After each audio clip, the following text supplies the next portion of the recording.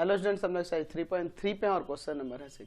Solve for x and y the following system of equation. इस system of equation के लिए x and y का value निकालना है। देखिए यहाँ 1/2 इंटू में 2x प्लस 3y है, प्लस 12 में 7 into 3x minus 2y equal to 1/2 है। सेकेंड इक्वेशन में 7 में 2x प्लस 3y और प्लस 4 में 3x minus 2y equal to 2। यहाँ देखिए, यहाँ पर और यहाँ पर देखिए, और इसको देखिए, सेम ही है ना।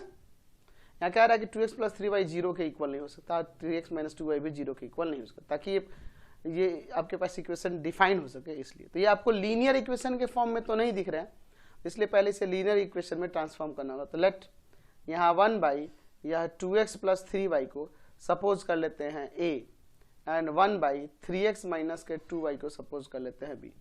तो ये वाले इक्वेशन में आ जाएगा a/2 प्लस का 12b/7 इक्वल टू में 1/2। इस वाले में आ जाएगा 7a प्लस का 4b इक्वल टू में 2। तो एक काम करते हैं, इस इक्वेशन को एलसीएम लेके सॉल्व करते हैं। पहले इसको तो सेकंड ले लेते हैं, इसको पहले एलसीएम लेके सॉल्व कर लेते हैं।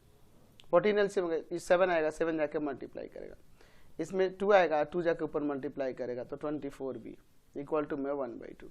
ये जाके उधर मल्टीप्लाई कर देगा, या इसको काट दीजिए 7 टाइम्स में, तो 7a प्लस का 24b इक्वल टू 7 1 जा 7। इसको इक्वेशन फर्स्ट लीजिए। तो ये लीनियर में ट्रांसफॉर्म हो गए, a और b यहाँ वेरिएबल्स हैं। तो अब इनको सिंप्लीफाई पहले कर लेते हैं, ठीक है। तो इनको सिंप्लीफाई करने के लिए देखिए, दोनों जगह यहाँ पर a का कोफिशिएंट सेम है ना, तो चलिए ले लेते हैं from equation first and second. क्या हो जाएगा, 7a प्लस का 24b इक्वल टू में 7, और सेकंड वाला इक्वेशन है 7a प्लस का 4b इक्वल टू में 2। क्या हो जाएगा, यहाँ पे साइन चेंज करिए, माइनस माइनस माइनस कैंसिल हो गया। यहाँ पर आ जाएगा 20b और इधर आ जाएगा 5, तो यहाँ से b इक्वल टू में आ जाएगा 5/20 यानी 1/4। b का वैल्यू क्या आ गया, 1/4। अब लिखते हैं putting the value of b, ठीक है, इन इक्वेशन इसमें पुट कर दे। सपोज मैं पुट कर देता हूं सेकंड वाले में, तो क्या है सेकंड इक्वेशन, 7a प्लस का 4b इक्वल टू में 2। चलिए यहाँ पे हम लोग b का वैल्यू रखते हैं, तो 7a प्लस का 4b का वैल्यू क्या है, 1/4 इक्वल टू में 2। कैंसिल हो जाएगा, 1 बचेगा यहाँ पे, तो 7a इक्वल टू 2 माइनस 1, तो 7a इक्वल टू में यहाँ से 1, दैट मीन्स a का वैल्यू यहाँ से आ जाएगा 1/7। तो a और b हमारे पास आ गया। तो ऊपर जो हमने ऊपर सपोज किया था, याद होना चाहिए आपको कि 1/, देख लीजिए एक बार, 1/2x plus 3y equal to a, 1/3x minus 2y equal to b, 1/2x plus 3y equal to में a and 1/3x minus 2y equal to में b, यही ना था। तो यहाँ a और b का वैल्यू रख देते हैं। 1 में 2x प्लस का 3y इक्वल टू 1/7 हो जाएगा, यहाँ 1/3x माइनस का 2y इक्वल टू में क्या हो जाएगा, b का वैल्यू क्या है, 1/4।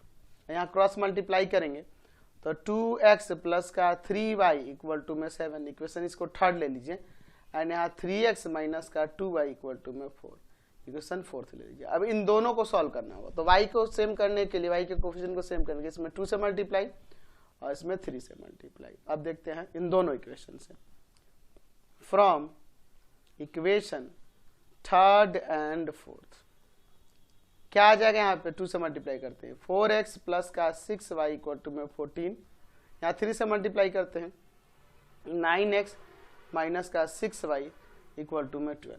चलिए प्लस माइनस में ये कट जाएगा, यहाँ ये आपका दोनों मिलके कितना हो जाएगा जी, 13x, और ये आपका 26। तो x इक्वल टू में आ जाएगा 26/13, कट जाएगा 2 टाइम्स में, तो x का 2 आ गया। अब यहाँ पुट कर देते हैं, लिखेंगे पुटिंग द वैल्यू ऑफ